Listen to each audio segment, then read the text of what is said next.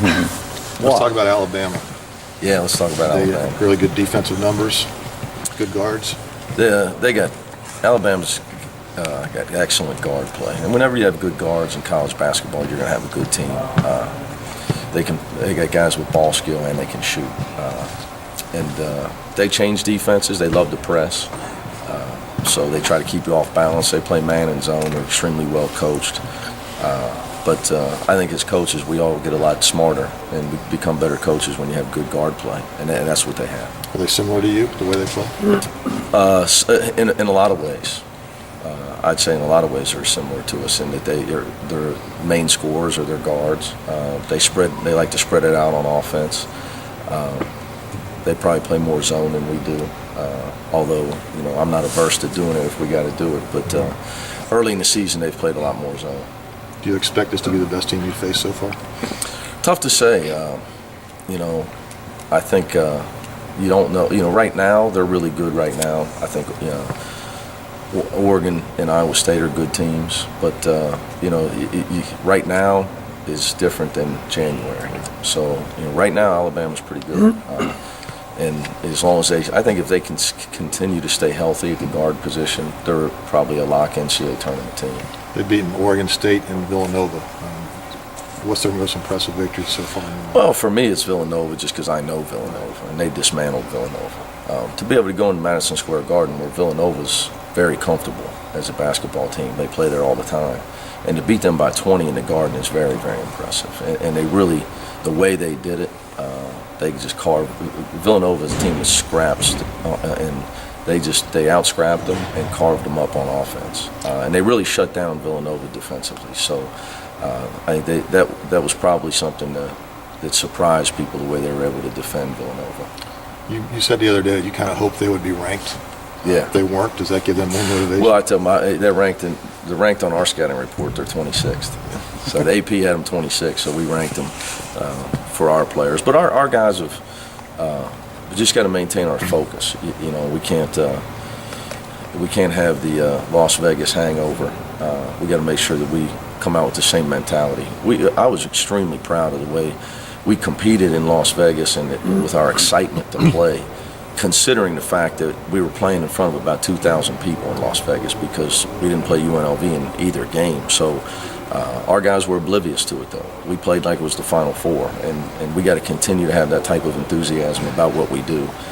And I think we'll be able to control our own destiny, but we got to make sure that we maintain that edge and come out with enthusiasm. I would think you're not too concerned about that, though, with these guys, because you always say what a veteran group they are and focused.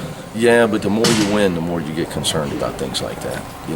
Human nature is complacency, and as a coach, you got to constantly try to do things to fight against your team embracing success and becoming complacent. How do you do that? Well, I haven't been the nicest guy all week.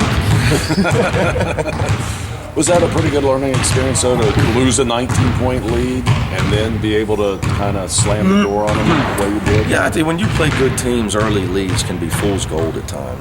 I told our guys at halftime, Cash doesn't get hurt. I don't think that ever happens, but that's going to happen. Guys get hurt, and I think it was fool's gold. At some point we made 8 out of 9 threes or 8 out of 10 threes. That's not going to continue.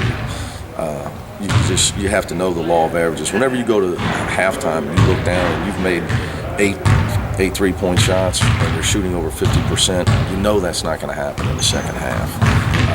We got to do a better job of getting to the foul line. But it was a great experience for us. We don't want to blow a lead, but to be able to handle another team physically coming at you, because that's what they have to do to get back in the game. We got to do a better job getting ready for that in practice too. It doesn't affect the here and now, but Louisville leading yesterday, that's a rival that's maybe potentially gone down the road. I mean, is it a distraction? Is it tiring? Is it panic mode? What is it with all this conference realignment for you? For me, I'm worried about Alabama. They've been playing basketball here for over 100 years. We've been in different leagues, and we've always had big-time basketball. Arguably the greatest player of all time played here. All you got to do is look around the practice gym here and see some of the greatest college players to ever played at Cincinnati. We got big-time college basketball. That's what I'm in charge of, and we got a great team. and I'll just worry about what I'm in charge of. When you've said before that rankings, especially when you weren't ranked earlier, are for the fans and recruiting. Does the conference and the makeup of the conference you're in, is that also for the fans and recruiting? Does it impact those things?